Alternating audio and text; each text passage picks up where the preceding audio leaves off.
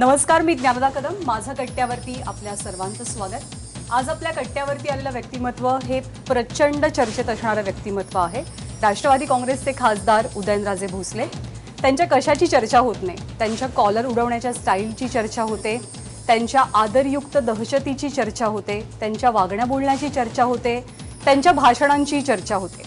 पण एकाच वेळेला चर्चेत असलेले व्यक्तिमत्व लोकांना त्याच वेळेला अंतर्विरोधाभासी, सेल्फ कॉन्ट्राडिक्टरी वाटतं. कारण जो पक्ष खड्ड्यात गेला असं ते म्हणतात, त्याच पक्षाच्या तिकिटावरती ते दिल्लीमध्ये खासदार बनतात. ज्यांचा टोकाचा तिरस्कार करतात त्यांच्याच गळाभेटीचे त्यांचे व्हिडिओज व्हायरल होतात आणि यासारखी अशी अनेक उदाहरणं. पण त्यांचे कार्यकर्ते, त्यांचे चाहते यांना याचा कशाचाही फरक पडत नाही. ते त्यांच्यावरती मनापासून प्रेम करतात. त्यांच्यासाठी ते सर्वार्थानं राजे आहेत. तर एक इंटरेस्टिंग व्यक्तिमत्व राजकारणातला आज आपल्या कट्ट्यावरती आहे. आपण त्यांच्याकडनं नंतर सगळा प्रवास जाणून घेणार आहोत. उदयनराजे, आपलं स्वागत कट्ट्यावरती. नमस्कार. उदयनराजे, तुम्ही म्हणजे आम्ही जेव्हा इथं कट्ट्यावर राजकारण्यांना बोलवतो सगळेजण जॅकेट घालून येतात. तुमचं जॅकेट कुठे गेलं? माझं जॅकेट, जनता हेच माझं जॅकेट आहे. हो. मगाशी तुम्ही म्हणत होता मी चिलखत घालतो म्हणून. चिलकत याच्याकरता कारण की आता कलियुग आहे आणि कलियुगामध्ये जनतेची जर सेवा करायची असेल तर स्वतःला जपलं पाहिजे. त्याकरता चिलकत घातलं पाहिजे. खरोखर चिलखत घालता का असं? जरा एक मिनिट. पण आता प्रस्तावनेमध्ये ज्ञानदानं बऱ्याच गोष्टी तुमच्याबद्दल बोलल्या. तुमच्याबद्दलचे हे जे अनेक प्रकारचे प्रवाद म्हणूया आपण, तुमच्याबद्दल बोललं जातं, तुम्हाला काय मजा येते ते ऐकताना? हे पहा, प्रत्येकाचं बघण्याचं, विचार करण्याचं अँगल हा वेगवेगळा असतो. माझ्या बाबतीत, केवळ माझ्याच बाबतीत नाही तर म्हणजे कोणाच्याही बाबतीत. आणि त्या अँगलनी, त्या दृष्टिकोनातून ते पाहत असताना त्यांचे व्ह्यूज, त्यांचं मत ते व्यक्त करत असतात. हे त्यांचं मत झालं. कधी कुतूहल वाटतं, कधी हेवा वाटतं, कधी आश्चर्य वाटतं. असे म्हणजे वेगवेगळे असे. कोणत्या प्रकारची चर्चा ऐकून तुम्हाला वाईट वाटतं? ज्यावेळेस कारण नसताना नाहक माझी बदनामी केली जाते, जे मी केलं नाही, आणि त्यावेळेस भासवलं जातं की मग दहशत असेल. हो, दहशत आहेच, राहणारच. एखाद्या मुलीवरती जर बलात्कार होत असेल तर मी उघड्या डोळ्याने पाहणाऱ्यापैकी मी नाही. आणि मग फक्त तो भाग राहतो बाजूला आणि फक्त दहशत. आणि स्वाभाविक आहे, कोणी पण माझ्या ठिकाणी तुम्ही किंवा कोणी जरी असलं तर पण सहन करून घेणार नाही. पण परवा असं तुम्ही म्हणता, पण परवा एका कॉलेजमध्ये तुम्ही मुलींच्याकडे मुलं तर बघणारच असं वगैरे काहीतरी वक्तव्य केलं. नाही, तसं नाही. एक लक्षात घ्या,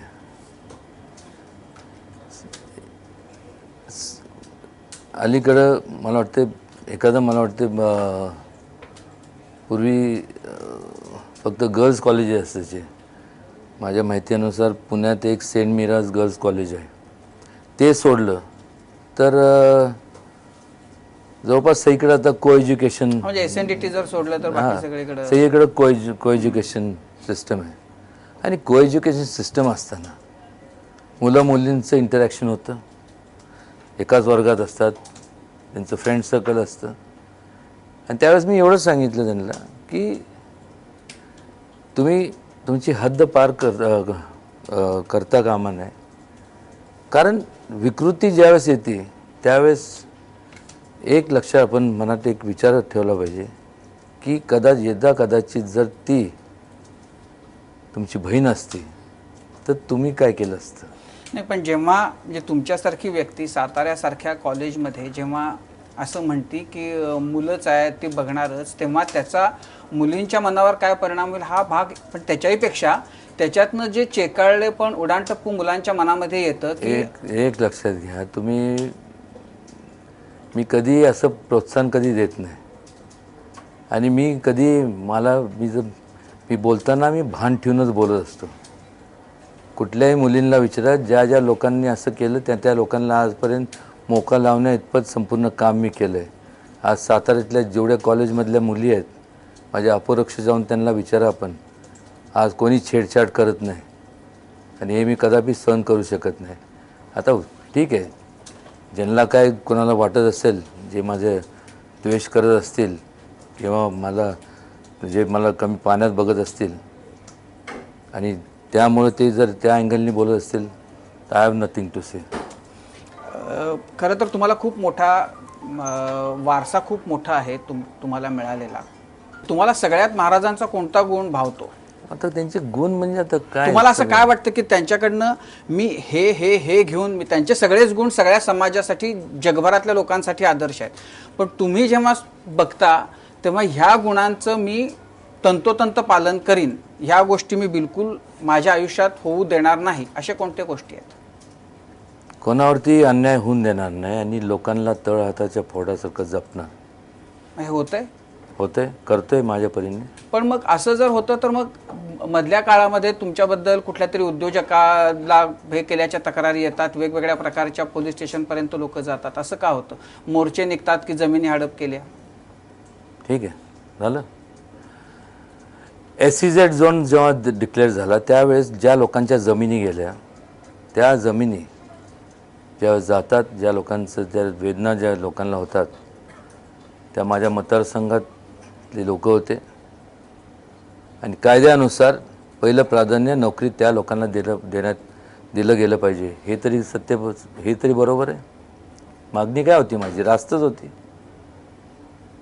केवळ तुम्ही बाहेरचे लोक आणून कमी पगार त्यांना देऊन तुम्ही जर हे करणार असाल तर हा अन्याय नाही का? मागणी तीच होती. मी माझी अवाजवी मागणी कधीच नसते. आणि मग जर काय स्पेशलाइज एखादं तुमचं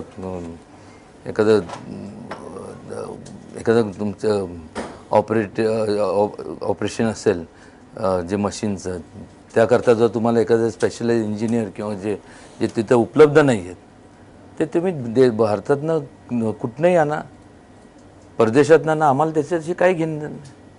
आणि त्याला जर कोण जर असं म्हणत असेल, पण त्या काळामध्ये कायदा हातात घेण्याचा तुम्ही प्रयत्न केला? कायदा कसं काय? लोकांच्या हितासाठी कायदा हातात घेणं, हा जर कायदा होत असेल, गुन्हा होत असेल तर तुम्हाला मान्य आहे.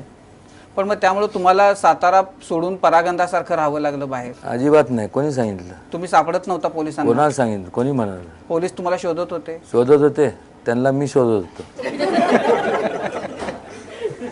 ते मला काय शोधत? तुमची आता तिसरी असेल ना टर्म? होईल. ते सुद्धा जनतेने देणार हो. निवडून दिलं तर का नाही देणारच, खात्री आहे. म्हणजे मला ते बघायचं होतं की किती वेळा कॉलर उडतीये, बघायचं होतं. असं ते. आणि त्याचं कारण पण सांगतो मी. आजपर्यंत जे लोक म्हणतात ना स्टाईल, आता रजनीकांतची काय स्टाईल असते, कोणाची काय स्टाईल असते, माझी ही स्टाईल का माहिती आहे का? त्याचं कारण सांगतो. मी आजपर्यंत माझ्या आयुष्यात कधी चुकलो नाही. हां ठीक आहे, काय किरकोळ असं चुका झाल्या असतील, पण मी कधी तत्वाशी तडजोड केली नाही, कधी लोकहिताच्या संदर्भात कधी माझ्या कष्टात त्यांनी ह्याच्यात कमी पडलो नाही. आणि म्हणून मला माहीत आहे अनेक लोक नावं ठेवतात हे असे तसे, मी त्यांना काय कदर करत नाही.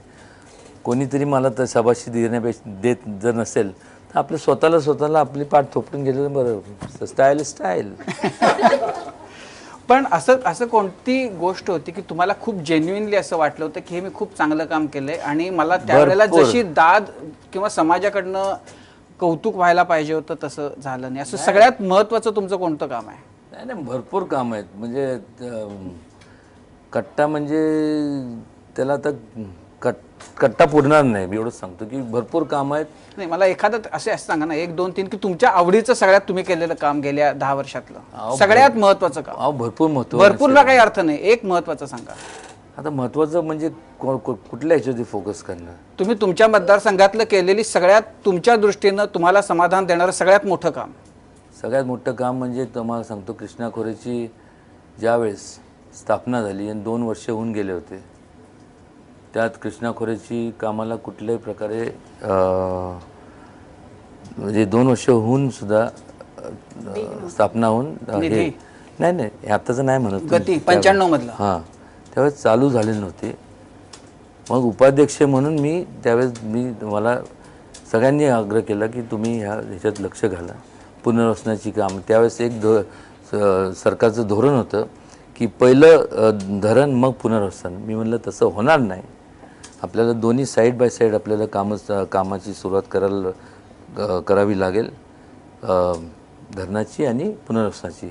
आणि त्यावेळेस एवढे मोठे प्रमाणावरती हे धरणाची कामांना गती मिळाली.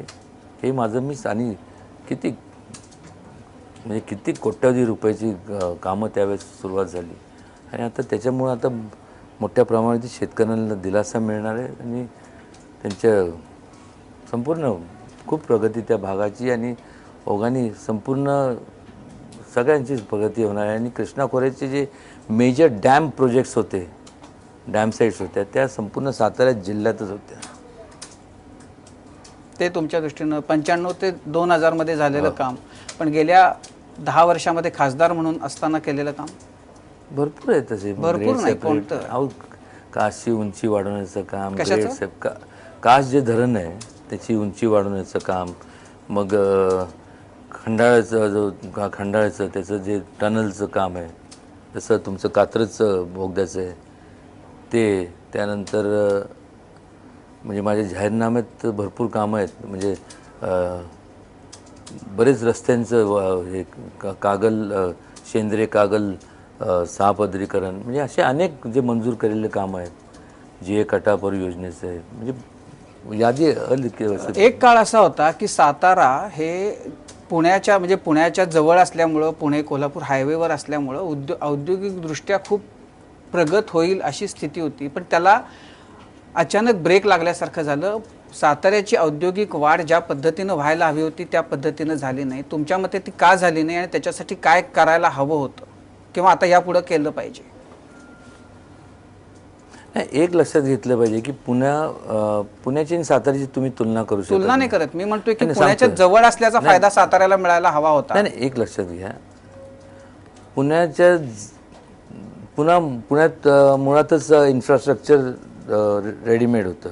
एअरपोर्ट आहे, रेल्वेचं नेटवर्क जास्त आहे तिथं, त्यानंतर बाकीचं जे फॅसिलिटीज आहेत त्या जास्त आहेत. आज परिस्थिती अशी आहे की जोपर्यंत पुण्याच्या अवतीभोवती ज्या जागा होत्या, तळेगाव, त्यानंतर नगरच्या रस्त्यावर, नगरच्या बाजूला, ह्या आता सगळं सॅच्युरेशन झालं आहे. आणि आमचं म्हणजे लक चांगलं एवढंच की नॅशनल NH4 जो हायवे आहे, बॉम्बे बँगलोर, त्या हायवेवर सातारा म्हणजे पासेस टू सातारा, त्यामुळं आता संपूर्ण तिथल्या जागा, आता तिथं जागा शिल्लक न राहिल्यामुळं संपूर्ण जो ओघ आहे डेव्हलपमेंटचा तो सगळं सातारच्या दिशेने. म्हणजे मला असं विचारायचं होतं की रांजणगावच्या दिशेनं जी विकासाची सगळं सुरू झालं तर ते साताऱ्याला येणं शक्य होतं, कारण साताऱ्याला म्हणजे राजकीय नेतृत्व सुद्धा दीर्घकाळापासून सक्षम नेतृत्व सातारा जिल्ह्याला मिळालेलं आहे. तर सातारा म्हणजे का झालं नाही? ते रांजणगावच्या दिशेने गेलं, नाशिकच्या दिशेने विकास गेला, साताऱ्याच्या दिशेनं तितकासा आला. नाशिकच्या दिशेने कुठं गेलं मला सांगा? नाशिकच्या दिशेने चाकणच्या बाजूला गेलं ना. नाही, तेच सांगतोय ना, म्हणजे तो जो बेल्ट आहे तो कसं झालं की तो चाकण हा पुणा मुंबई हायवेला लगत असतो, म्हणजे पॅरलल असं जातो ना. म्हणजे मला असं म्हणतं की साताऱ्यात म्हणजे चांगलं कुशल कामगार मिळाले असते, जमीन चांगली आहे, पाण्याचा प्रश्न नाही, हायवेवर आहे, आणि तरी सुद्धा आता SEZ चालू झालं, तर मोठमोठ्या मल्टीनॅशनल आल्यात. गेल्या 10 वर्षामध्ये तुम्ही अशी काही महत्वाच्या चर्चांमध्ये भाग घेतलात का? महत्वाची विधेयकं मांडलीत का? महत्वाचं काही म्हणजे बिल पास करून घेतलं का तुम्ही? अहो, एक लक्षात घ्या तुम्ही, आज माझ्या मतदारसंघात आणि मी अनेक ह्या सर्वांची भेट घेतली. मुळात प्रश्न असा आहे, माझ्याकडे संपूर्ण माझ्याकडे पत्र व्यवहार आहे, संपूर्ण त्यांचे सही शिक्क्याचे सगळे. ह्या लोकांना भेटलो ज्या वेळेस ह्यांनी फक्त बहुमत असल्या कारणाने तर ऐकायचंच नाही जर ठरवलं तर करणार तरी काय? मांडणी करणार, पत्रव्यवहार करणार, हे करणार. आज अक्षरशः त्याच्यामुळं जेवढा त्या मतदारसंघात म्हणण्यापेक्षा या संपूर्ण सगळ्या भागात, I am not limiting myself only to my constituency, but in general जर आपण विचार केला तर एवढा विस्कळीतपणा आलेला आहे. लोकांना काय समजणं झालं, काय करायचं काय नाही. आज त्यांची समजूत काढता काढता तर कसं, म्हणजे इथं आज आय मीन सॉरी टू से, पण एवढं बहुमत जर असतं तर नंदनवन एखाद्याने केलं असतं. तुमचा अपेक्षाभंग झाला सरकारकडनं? माझा देशातल्या प्रत्येक नागरिकाचा झाला. उदयनराजे, आता लोकसभेबद्दल प्रश्न विचारले जात होते, त्याच्याच पुढे जाऊन विचारायचं आहे की लोकसभेतले प्रतिनिधी म्हणून, साताऱ्याचे खासदार म्हणून तिथे जे वातावरण असतं, सरकारी पक्षाकडनं काही मतं मांडले जातात, विरोधक हे करतात, हे सगळं तुम्हाला कसं वाटलं? दिल्लीत रमले तुम्ही? दिल्ली फार जवळनं, मी ज्यावेळेस खासदार नव्हतो त्या अगोदरपासून मला का कोणास ठाऊक, आमचे आजोबा हे म्हणजे आईंचे वडील हे जवळपास 35-40 वर्ष खासदार होते आणि तेव्हापासून दिल्लीत त्यांच्यावर लहानपणापासून जायचो मी. आणि एक आकर्षण होतं त्यावेळेस तिथं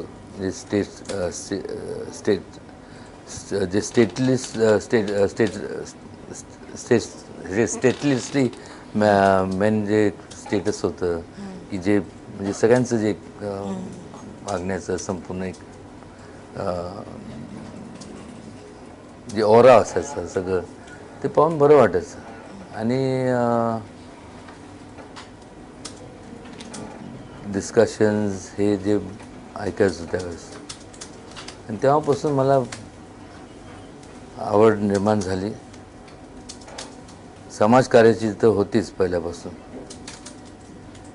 आणि मग माझी आयुष्यातली पहिली निवडणूक, मी म्हणजे माझं शिक्षण पूर्ण केल्यानंतर जर कुठली जर लढवली असेल तर ती लोकसभेची निवडणूक लढवली. त्याच्यात मला यश मिळालं नाही, पण त्यानंतर हळूहळू मग सोशल ॲक्टिव्हिटीच्या माध्यमातून मी माझा संपूर्ण हा वाटचाल चालू केली आणि आज आहे. पहिलं नाही, माझा विचारण्याचा हे होता की आता लोकसभेत तुम्ही प्रतिनिधित्व करताय, तिथे जे मोठमोठे डिस्कशन्स होतात, आम्ही सुद्धा बघतो इथे भाषणं होतात, गाजलेली भाषणं असतात, त्यात सहभागी व्हावं, चर्चांमध्ये सहभागी व्हावं, आपणही भाषण करावं, तिथून लोकांचा प्रतिसाद मिळवावा, असं कधी नाही वाटलं? तुम्ही बघा की जेवढे भाषणं होतात त्यापैकी किती लोकांच्या मतदारसंघात डिलिव्हरी झालेली पाहायला मिळते. आणि माझ्या मतदारसंघात आपण जरूर या, तिथं किती कामं पूर्ण झालेली आहेत, डिलिव्हरी किती झालेली आहे ती तुम्हाला पाहायला मिळेल. राष्ट्रवादी काँग्रेस पक्षाची निवड का केली? आणि दुसरा प्रश्न असा आहे की शरद पवार आणि तुमचं नातं कसं आहे? कारण मध्यंतरीच्या काळात तुमच्या दोघांमध्ये थोडंसं शीतयुद्ध होतं, अशी चर्चा होती. मग तुम्ही एका गाडीतनं प्रवास करताना दिसला, तुम्हाला तिकीट मिळणार की नाही, की तुम्ही भाजपच जाणार, अशी चर्चा होती. पण ते सगळं समेट झालं आणि परवाच्या सभेमध्ये त्यांनी तर थेट म्हणजे तुमची कॉलर उडवण्याची स्टाईलच तुम्हालाच कॉपी करून दाखवली. तुमच्या दोघांचं नातं कसं आहे? राष्ट्रवादी का? राष्ट्रवादी का नाही? आज एक लक्षात घ्या की महाराष्ट्रात आणि देशात आज पवारसाहेबांनी जेवढं अनुभवी दुसरं कुठलं व्यक्ती नाही. शेतकऱ्यांच्या प्रती असणारं त्यांची जी भूमिका आहे, त्यांचं जे नॉलेज आहे हे वाखाणण्यासारखं आहे. आणि त्यांच्याबद्दल गैरसमज असायचं काय कारणच नाही, कधीच नव्हतं. किंबहुना त्यांचं योगदान एवढं मोठं आहे आणि एवढे अनेक वर्ष त्यांनी समाजकारण राजकारण त्यांनी पाहिलं आहे. त्यांचं सल्ला हा लाख मोलाचा आहे. आणि एका गाडीतनं जे आपण म्हणाला त्याच्यात माझा स्वतः स्वार्थ होताच. माझं गाडीचं डिझेल मी का खर्च करू?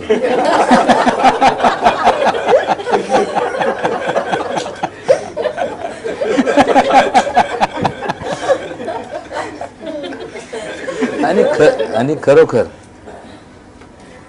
आज तसं पाहायला गेलं तर किती लोक आता राहिलेत म्हणजे ज्यांच्याकडनं एक आदर्श आपण घेऊ शकतो, ज्यांना संपूर्ण महाराष्ट्रातले वेगवेगळ्या प्रत्येक जिल्ह्यातल्या वेगवेगळ्या आपलं जिल्ह्यातल्या वेगवेगळ्या मतदारसंघाची माहिती असणारे असे कोण आहेत कोण? त्याच जिल्ह्यातल्या जर वेगवेगळ्या तालुक्यातली माहिती असणारे पण आता थोडे लोकांना माहिती नाही असे लोकसुद्धा पाहायला मिळतात. हे डिझेल वाचवण्यासाठी अजितदादांच्या गाडीत बसायला आवडेल किंवा त्यांना तुमच्या गाडीत घ्यायला आवडेल? अजित तर माझे खास मित्र आहेत. अजितदादांच्या गाडीत काय टँकर आणला डिझेलचं तर त्याच्यात पण बसेन. त्यांना तुमच्या गाडीत बसायला आवडेल का तुम्ही त्यांच्या गाडीत बसाल? नाही, मी बसेन त्यांच्या गाडीत. पण शरद पवारांनी का स्वतः सुद्धा तशी तुमच्यासारखी कॉलर उडवून दाखवली होती आणि तेवढं सगळं हे कमवावं लागतं, एका दिवसात मिळत नाही. तुम्ही काय थोडे दिवस माझ्या सहवासात राहिला तर तुम्ही सुद्धा कॉलर उडवणार. गाडीचाच विषय निघालाय. तुमचं गाडीबद्दल असलेलं प्रेम पण सगळ्या त्याची चर्चा असतात. असंही सांगितलं जातं की 135 किलोमीटरचा प्रवास अवघ्या 35 मिनिटात तुम्ही पूर्ण केला. हे गाड्यांची शर्यत, गाड्यांचं त्याच्याबद्दल असलेलं प्रेम हे तुमच्या तोंडून ऐकायला आवडेल. हो, स्पीड पाहिजे ना. स्पीड असलं तर कामाच्या बाबतीत स्पीड पाहिजे. आणि समजा आता त्या ठिकाणी वेळेत जर पोचलं तरच आपण राईट टाईमला पोचलं. पंक्च्युअलिटी काउंट्स ना, त्यामुळे स्पीड असणं गरजेचं आहे. दुसरी अशी चर्चा आहे की म्हणजे तुम्हाला मला माहीत नसेल, तुम्ही करेक्ट करा, की आलिशान गाड्यांबरोबर तुम्हाला अग्निशमनचा बंबई चालवायला आवडतो. अग्निशमनचा बंबई चालवायला आवडतो तुम्हाला, फायर ब्रिगेडची गाडी. फायर ब्रिगेडची गाडी. तर सगळं काय असंच आपलं छंद म्हणून प्रत्येकामध्ये काय ना काहीतरी अवलीपणा असतंच ना. आणि तुम्ही जर म्हणाला तुमच्या कोणामध्ये थोडंसं पण अवलीपणा नाही तर तुम्ही खोटं बोलता. सर, तुम्ही ग्रामीण भागाचा उल्लेख केला. आता ग्रामीण भागातली बरीचशी अर्थव्यवस्था शेतीवर अवलंबून आहे आणि महाराष्ट्राचा आराध्य असलेल्या छत्रपती शिवाजी महाराजांची शेतीविषयक धोरणं आजही अभ्यासावी अशी आहे. आणि तुम्ही तो थेट वारसा सांगता की एक राजे महाराष्ट्रात जे होऊन गेले आहेत, शिवाजी महाराज ज्यांना शेतकऱ्याविषयी तळमळ आहे, गोष्टींमधून आणि इतिहासाच्या साधनांमधूनही आपण ते वाचत आलो आहे. आणि तुम्ही थेट शिवाजी महाराजांचा वारसा सांगता. त्यामुळे शेतकऱ्यांच्या प्रश्नावर उदयनराजे आघाडीने तितक्याच आक्रमकपणे बोलताना का दिसत नाही? तुमचा 2008-9 सालचा एक मोर्चा जो सोडला शेतकऱ्यांचा, त्यानंतर तुम्ही शेतकऱ्यांच्या प्रश्नांवर कधीच पुढाकार घेऊन बोलताना दिसलात नाहीत. कधी विदर्भ, मराठवाडा, यवतमाळ जिल्हा असेल, परभणी असेल, जालना असेल, जिथे शेतकऱ्यांच्या आत्महत्या होत आहेत, तिथे तुम्हाला कधी जावंसं नाही वाटलं का? कारण तशा अपेक्षा आहेत. उदयनराजे जेव्हा तुम्हाला सगळे प्रेमाने आणि आदराने म्हणतात तेव्हा तुम्ही यावं अशी अपेक्षा आहे प्रेमाची. झालं का तुमचं? झालं. ज्यावेळेस मी भूमाता दिंडी काढली होती ना, आता तुम्हाला मला सांगावंसं वाटतं, त्यावेळेस सगळ्यांना आवाहन केलं होतं आणि मला ते मुवमेंट इंटेन्सिव्ह पण एक्सटेन्सिव्ह मला करायची होती. मी सगळ्यांना सांगितलं सकाळी आपल्याला जायचं चालत कोयनेपर्यंत. सकाळी तुम्ही 5 वाजता जमा.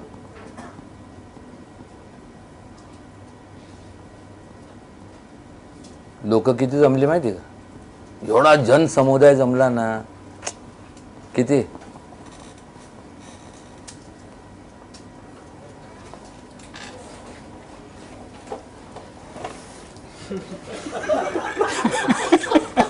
मोजून 25 लोक जमले असतील.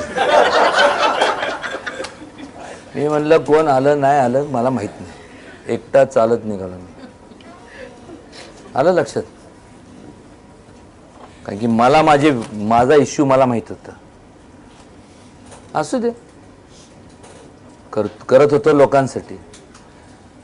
मी त्यावेळेस निर्णय घेतला की लोकांना एकदा झळ पोचू द्या. जोपर्यंत त्यांना झळ पोचत नाही मी लीड घ्यायला तयार आहे ना. हे सोयीप्रमाणे जर कोण असं करत असेल तर ते मला मान्य नाही. यू फुल हार्टेडली तुम्ही करा. एक हलका प्रश्न, उदयनराजे अभिजित बिचुकलेंना का घाबरतात? मी अभिजित बिचुकले ते गमतीत म्हणलं, मी कोणालाच घाबरत नाही. यावेळेस त्यांनी तुमच्या विरोधात फॉर्म नाही टाकलाय माझ्या मते. तो कोणाच्या विरोधात फॉर्म भरत नाही अशातला भाग नाही. हा छोटी लोकशाही आहे, कोणी कुठं फॉर्म भरायचं तो त्याचा प्रश्न आहे. एक छोटा प्रश्न, तुमचाही आवडता शब्द आहे. आता पुढचा घरचा आहेर तुम्ही कधी देणार राष्ट्रवादीला? घरचा आहेर राष्ट्रवादी आणि काँग्रेस आणि मित्रपक्ष हे सत्तेत वाटेल त्या परिस्थितीत सत्तांतर होणार, त्याशिवाय गत्यंतर नाही, परिवर्तन होणार. आणि हाच माझा ह्या सर्वांना घरचा आहेर असणार आहे. एवढंच या प्रसंगी मला सांगावंसं. राजे, तुम्ही घाबरत नाही म्हणलात, पण पंतप्रधान येऊन राष्ट्रवादीला घाबरवतात तिहार जेलमधल्या कैद्याविषयी. तो कैदी बोलला तर राष्ट्रवादीच्या नेत्यांची परिस्थिती वाईट होईल. काय काय काय नरेंद्र मोदी आले होते, पंतप्रधान नरेंद्र मोदी, त्यावेळेस ते म्हणले होते की तिहार जेलमधला असा एक कैदी आहे जो बोलला तर राष्ट्रवादीच्या नेत्यांची परिस्थिती वाईट होईल. तर त्या राष्ट्रवादीच्या नेत्यांना जर आता तिहार जेलमधल्या कैद्याचं सांगून घाबरवत असतील तर मग राष्ट्रवादीच्या संदर्भात काय मत आहे मग तुमचं? असं मग आणा की त्याला बाहेर. उगीच बागुल बुवा कशाला करताय? अहो, जो कैदी नाही आहे तुला आणलं तर, त्याला असं केलं तर, ते असं केलं तर. माझं म्हणणं आहे की ही सुद्धा तुमची जी मन की बात आहे ती सुद्धा एकदा लोकांपर्यंत आणा. अहो, ही मन की बात नव्हती. लोकांची आता एवढी आर्थिक कोंडी झाली आहे. लोक आता जेव्हा लोकांच्या पर्यंत जातो, आम्ही जातो सगळीकडं, मला लोक सांगतात, उदयनराजे म्हणलं ही मन की बात होती का धन की बात होती? धन की. म्हणलं तुमच्याकडे किती शिल्लक राहिले तेवढं मला सांगा. म्हणलं काहीच नाही. मग समजून घ्या ना, समजणे को इशारा ही काफी. उदयनराजे, मित्रांचा विषय निघाला. संभाजी भिडे आणि तुमचे खूप चांगले संबंध आहेत. जेव्हा भीमा कोरेगावचं प्रकरण झालं 1 जानेवारीला, त्यावेळेला प्रकाश आंबेडकरांनी भिडे गुरुजींवर गंभीर आरोप केले आणि ते त्या कटामध्ये सहभागी होते असेल. त्यावेळेला तुम्ही खास करून समर्थनामध्ये उभे राहिलात. तुमचे आणि भिडे गुरुजींचे संबंध कसे आहेत?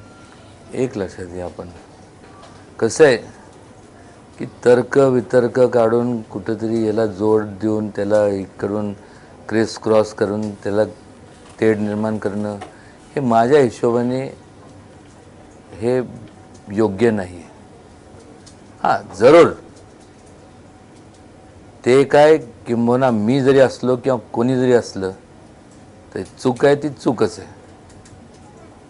त्यांचा जेव्हा एखाद्या व्यक्तीचा काही संबंध नसताना, कारण नसताना तुम्ही जर त्याच्यामुळं जर समाजामध्ये मुळातच आज तेढ निर्माण होत असेल आणि त्याच्यामुळं जर दंगे होणार असतील तर कशा करता? अहो, आपण आता 21व्या शतकाची आपण गप्पा गोष्ट करतोय. दररोज एवढे डेव्हलपमेंट चालू आहेत आणि त्यात आपण आता ते डेव्हलपमेंट आणि त्या स्पर्धेच्या दिशेने वाटचाल करताना त्या स्पर्धेत आपल्याला टिकायचं आहे का? केवळ टिकायचं आहे हाच आपला उद्दिष्ट आहे का त्याच्यात मजल आपल्याला मारली पाहिजे आणि पुढं एक लीडर झालं पाहिजे?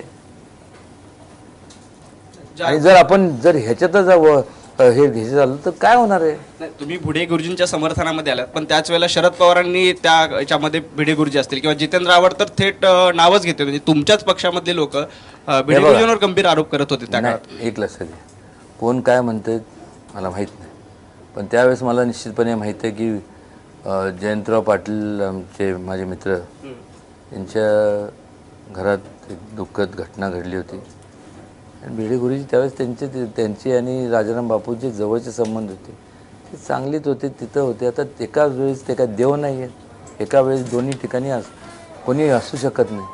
तुमची आणि भिडे गुरुजींची मैत्री कशी झाली, सुरुवात कशी झाली? मैत्रीचा विषयच नाही होते. आज ते एक मिनिट, त्यांचं ते वडीलधारी एक व्यक्तिमत्व, गुरुस्थानी म्हणूया आपण थोडक्यात.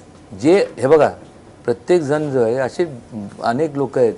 आज मला सांगा ना, आपल्या अगोदरची पिढी तर किती असे लोक शिल्लक राहिलेत की ज्यांच्याकडनं आपण काहीतरी आदर्श घेऊ शकतो. भिडे गुरुजींकडनं काय आदर्श घेतला तुम्ही? काय त्यांचं एकंदरीत तरुणांना त्यांचं संपूर्ण शिवाजी महाराजांची शिकवण देणं, त्यांचं संपूर्ण हे प्रत्येकाला जर कमी लेखाचं म्हणलं ठीक आहे. नाही, पण तुम्ही असं म्हणताय, पण त्यांच्यावर जी टीका होती ती तरुणांची माथी भडकवण्याचं काम ते करतात असे त्यांच्यावर मुख्यत्वे टीका आहे. नाही, आता हे बघा, ते प्रत्येकजण आता काय ज्या अँगलने विचार करतं त्याला मी उत्तर देऊ शकत नाही. पण मी जे बघितलेले भिडे गुरुजी आहेत ते संपूर्ण शिवाजी महाराजांचं जे शिकवण आहे, बाबासाहेब पुरंदरे त्यांच्या पद्धतीने, अनेक इतिहासकार त्यांच्या पद्धतीने करतात, त्याच पद्धतीने भिडे गुरुजी त्यांचे ते मग गडकोट जे त्यांची जे हे मोहीम राबवणं ते. महाराज, राज्यात अतिविराट मराठा मोर्चे निघाले, त्याचं सर्वस्वी नेतृत्व मराठा मोर्चाने तुमच्याकडे दिलं. आत्ता 16% आरक्षण मिळालं, पण त्याच्यावर कोर्टात खल सुरू आहे. यदा कदाचित ते आरक्षण नाही टिकलं तर तुमची आगामी भूमिका काय राहील? मराठा मोर्चाचं नेतृत्व पुन्हा एकदा तुम्ही पुढे येऊन कराल? हे पहा, पहिलं म्हणजे तुम्ही सगळ्यांनी आपण सगळ्यांनी एक विचार केला पाहिजे की ह्याच्यात खूप राजकारण आलेलं आहे आणि जिथं राजकारण येतं तिथं वैयक्तिक प्रत्येकाचा स्वार्थ आपल्याला पाहायला मिळतो. खरं तर हा आरक्षणाचा मुद्दा म्हणजे ह्याच्यावर चर्चा होणं म्हणजे मी समजतो की चर्चा काय करायची ह्याच्यावरती. जसं बाकी इतर जे जातीतले लोक आहेत, मी तर प्रथम म्हणजे मी तर जातपात मानतच नाही. ही जात जर नसती ना तर हा देश नाही, हे जग एक फार सुखी, संपूर्ण सगळे लोक सुखात राहिले असते. पण आता जातीच्या बाबतीत बोलायचं झालं तर तू बसा ना, ज्या जातात समजा XYZ ही जात ती जात, त्यांना दिलं हे दिलं, जे काय जे लागू होतं त्यांना देऊन टाका ना. काय म्हणजे त्यांची जी मागणी आहे त्या अनुषंगाने त्यांना दिलंच पाहिजे ना. ते काय म्हणतात अजून? उदयनराजे जे आता एक हलका फुलकाच प्रश्न आहे, कारण सोशल मीडियावर तुम्ही खूप फेमस आहात. म्हणजे सोशल मीडियावर कार्यकर्ते तुमच्यासाठी गाणी करतात की त्याला काही तासांमध्ये लाखोने व्ह्यूज मिळतात. आम्हीही ते दाखवतो, नंतर त्याची बातमी करतो. पुन्हा तुम्ही काही वक्तव्य करता, त्याचे सोशल मीडियावर लाखो व्ह्यूज मिळतात त्याला, आणि मग त्याचं हे होतं. मग स्वतः उदयनराजे हे व्हिडिओ बघतात का? कारण तुमचा आणि बघितल्यानंतर तुमची जी रिॲक्शन असते ती तुम्ही शब्दात मांडत नाही, तुम्ही कृतीतून दाखवता. तर माझं असं म्हणणं आहे की आज तुम्ही शब्दातून तुमच्या त्या कार्यकर्त्यांना काय सांगाल? हे बघा, माझा फोन जर तुम्ही बघितला ना, तुम्ही एवढं पोट धरून असाल तर आणावं जरा माझा फोन. अंबाबाई शपथ सांगते, हा माझा फोन. ह्याच्यात no WhatsApp, no social media, त्या भानगडीतच पडत नाही मी. सोशल मीडियावर तुम्ही एवढे फेमस आहे त्यासाठी काय माहिती, आता कोण ना कोणतरी असतं, त्यांना वाटतं ह्याला काय, तुम्ही काय यंत्रणा वगैरे ठेवली नाही अजिबात नाही.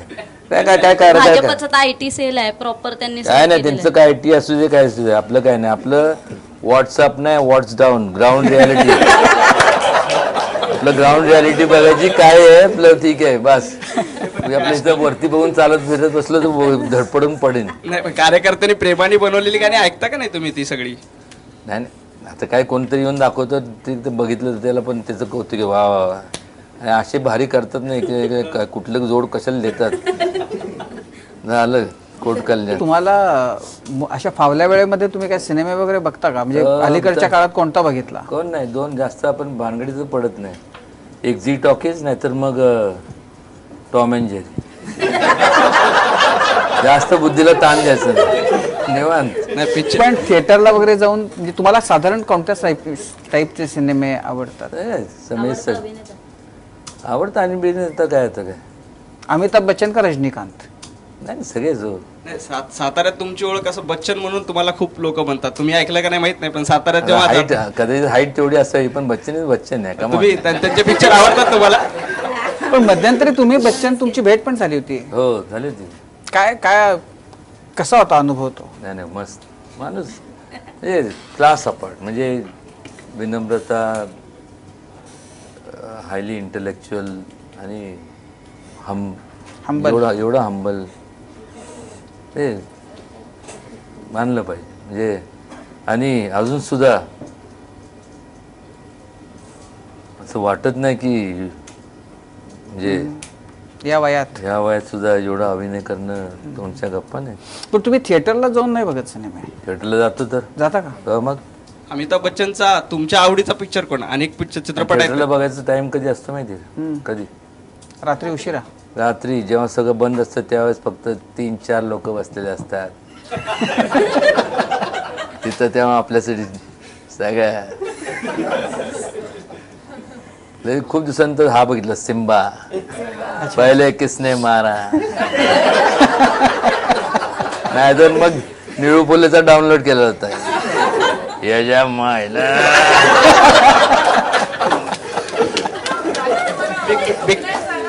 हा अभिनय आता काय करतोय मग. तुम्हाला काय वाटतं ही जी आहेत ना, हे टॉलिवूड बॉलिवूड यांना रिटेक घ्यायला लागतात. अहो आम्ही पॉलिटिक्स मध्ये जे आहेत ना, Pollywood no retake, only one shot.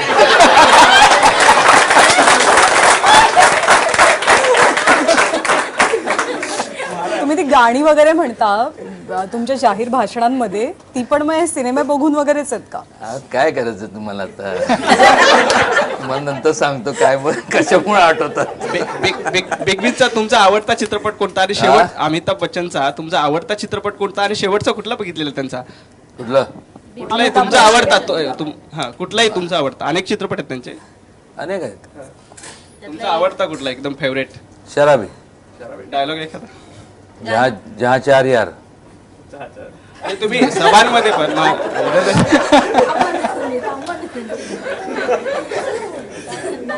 Dialogue आवडता डायलॉग काय? एक बार जो मैंने कमिटमेंट कर दी तो मैं अपनी खुद की भी नहीं सकता.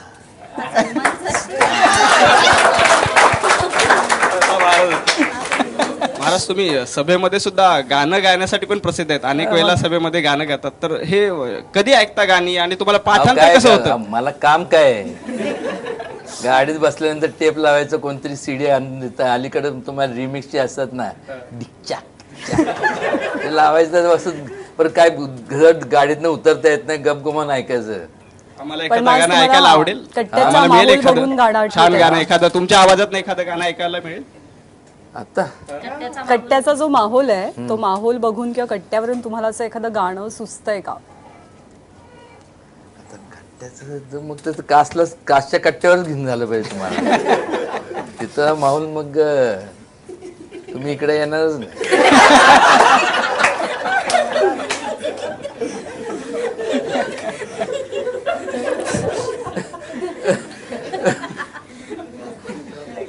तरी पण आवडते गाणं मला. काय अरे बापरे, काय एवढे आवडतात, पण आता कुठलं काय? जीना यहाँ मरना यहाँ कुठलं तुम्हाला आवडतं? त्याला काय मरणार? आता तर जगतोय आता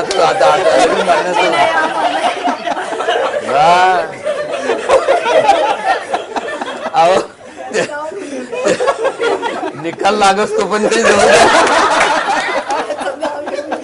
बाकी तर लांब राहते.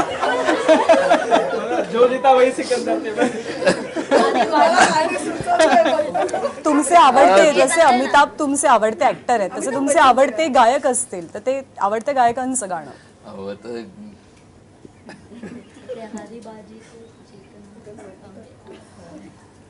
आता काय तुमच्या तरुणपणी तुम्ही गायलं असेल कोणासाठी तरी असं काही? आता काय त्यांचं वय झालं का आताही तरुणच आहेत ते.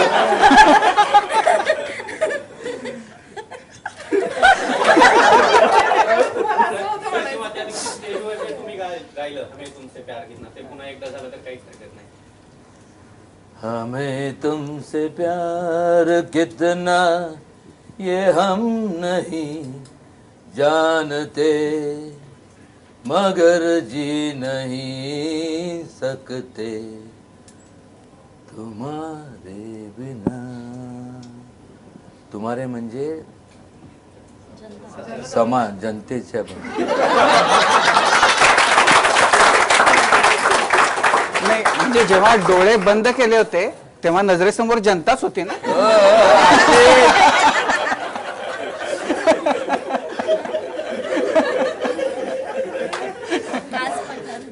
हा तर नक्की नव्हता.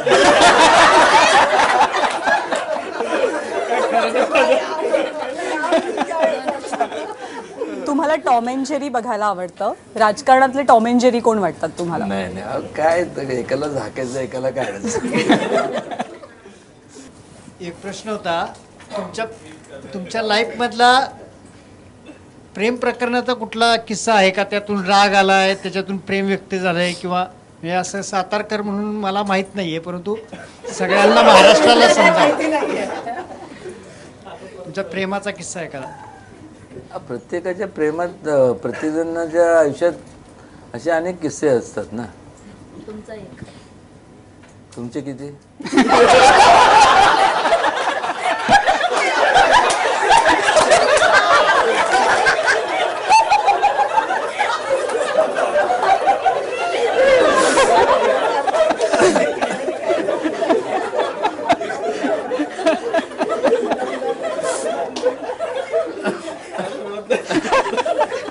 अहो तुम्ही मला कॉलेजमध्ये भेटला असताना तुम्ही सांगतो त्याच्यात नापासच झाला असता. आणि त्यामुळे तुम्ही सगळेजण माझ्यासारखं राजकारणात आला असता. नाही उगाच तिच्या मनात गैरसमज झाला की माझ्या वेळा कॉलेजमध्ये असता तर तिच्या मनात काहीतरी भलते विचार आले असते. नाही कॉलर सगळ्यांनी बघितलं पण तुमच्या डायलॉग बद्दल तुम्ही कधी बोललात का पवार किंवा पवार साहेब तुमच्याशी कधी बोलले का? तुम्ही गाडीनं प्रवास केला तुम्ही जे डायलॉग तुमचे फेमस आहेत त्याबद्दल पवार कधी बोलतात का? कधी विषय निघाला होता का? पवार साहेब काय एखादा विषय कधी निघाला? नाही ते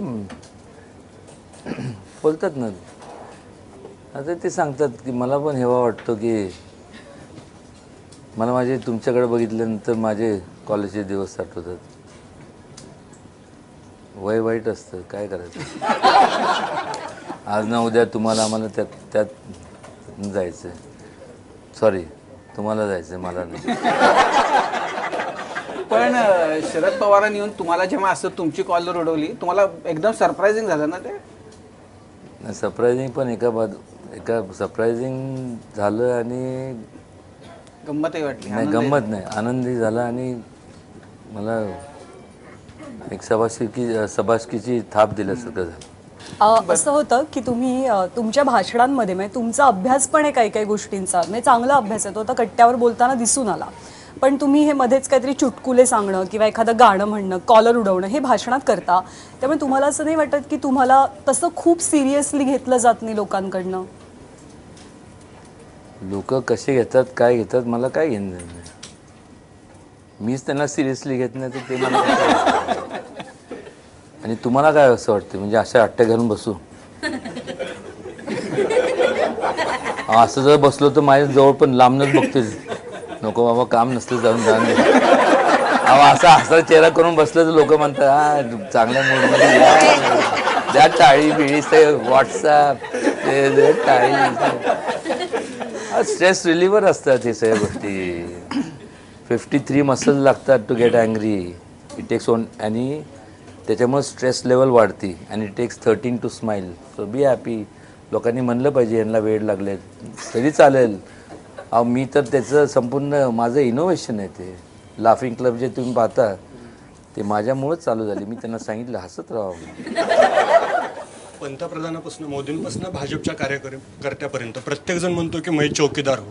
काय वाटतं या चौकीदारबद्दल? म्हणजे पंतप्रधान मोदीपासून भाजप प्रत्येक कार्यकर्ता काय म्हणतो की मैं भी चौकीदार हो. चौकीदार आहेत असं प्रत्येक जण सांगतं. मग पंतप्रधान हे सांगतात आणि भाजपचे सगळे कार्यकर्ते मंत्री प्रत्येक जण म्हणतो की मैं चौकीदार हो. तुम्ही म्हणताय की हे चौकीदार आहेत ते असं ते म्हणतात आहे. सोशल वर्क करतात आहे का त्यांना त्यांचं म्हणजे केंद्र शासन ह्या सगळ्यांना पेमेंट करते म्हणजे ते सॅलरी देतं का काय म्हणजे मला माहीत नाही. हे विचारतोय फक्त. मग तसं असेल तर मग मी पण बाकी स्कीम काय तुमच्या 2 मित्रांविषयी मला विचारायचं साताऱ्यातल्या. पहिले मित्र आहेत रामराजे निंबाळकर. त्यांच्याशी तुमचं मित्रत्व आहे का शत्रुत्व आहे? कारण साताऱ्यात कायम तुमच्यामध्ये जरा कलगीतुरा रंगलेला दिसतो. अहो कॉलेजच्या दिवसापासूनचे माझे ते गुरु आहेत आणि हे जेव्हा मी कॉलेजला होतो त्यावेळेस ते प्रिन्सिपल होते आणि ते बाहेरनी माझ्यापेक्षा मोठे आहेत. ते लॉ कॉलेजला प्रिन्सिपल होते. तेव्हापासूनची आमची मैत्री. त्यांनी जे कॉलेजमध्ये कसं वागायचं काय कसं कुठली चोरवाटा बिटा ते सगळे सांगण्याचं काम धडे बाळकडू कॉलेजमधलं त्यांनी दिलं. रामराजेंनी हो गुरु आहेत. अधूनमधून धुसफूस का होते मग तुमच्या? धुसफूस अजिबात होत नाही. आणि दुसरे मित्र आहेत तुमचे शिवेंद्र राजे भोसले. मित्र माझा लाडका भाऊ आहे. ज्याला त्याला कडेवर घेतले मी. आता घ्यायचं धाडस करण्याने माझा हात मोडला. माझ्या एवढं झालं होतं का आता कुठं कडेवर घेतलं. बरं हां विचार. आता व्यवस्थित चाललंय दोघांमध्ये? अहो पहिल्यापासून व्यवस्थित होतं. हे सगळं रंगवण्याचं काम कोणी केलं ना ते रंगपंचमी मध्ये आली ती होळी आली त्याच्यामुळे सगळं रंग हे सगळं झालं. सगळं ओके आहे. तुम्ही काळजी करू नका. शेवटचे आता तुम्ही एक 2-4 लोकांची म्हणजे काय म्हणू आपण राजकारणातले मोठे लोक त्यांच्याविषयी तुमची काय भावना आहे? शक्यतो तुम्ही एका किंवा 2 शब्दात सांगाल तर बरं होईल. एक तर बाळासाहेब ठाकरे. नाही त्यांच्याबद्दल आदर आहेच. त्यांचं एखाद्या वाक्यामध्ये किंवा शब्दामध्ये जर काही वर्णन करायचं झालं तुम्ही त्यांना काय म्हणाल? त्यांनी लोकांची मनं जिंकली. शरद पवार. हे जे बाळासाहेबांना लागू होतं ते त्यांनाही लागू होतं. नरेंद्र मोदी. ते त्यांनाही लागू होतं. नाही खरंच जे आहे ते आहे. देवेंद्र फडणवीस. माझे चांगले मित्र आहेत. आणि उद्धव ठाकरे. ते सुद्धा माझे चांगले मित्र आहेत. अजित पवार. चांगले मित्र आहेत. नाही खरंच नाही शत्रुत्व असण्याचं काही कारणच नाही ना. इश्यूजवरती मतभेद असू शकतात. आणखीन कुठला आहे राहिलेला? Gopinath Munde. Great person. Great.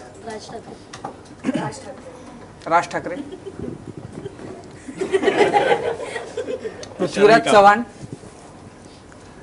तर बाबा फार व्हेरी वेल लर्नेड आणि आज नॅशनल लेवलला काँग्रेसला त्यांची गरज आहे. राहुल गांधी. चार्मिंग हँडसम आणि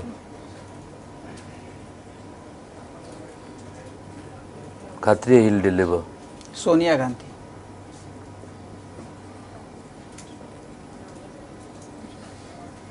काँग्रेसला एकत्र ठेवण्याचं संकटाच्या काळात सर्वात मोठं काम त्यांनी केलं. Last bus not list Ramdas Athawale. Mirza Ghalib नंतर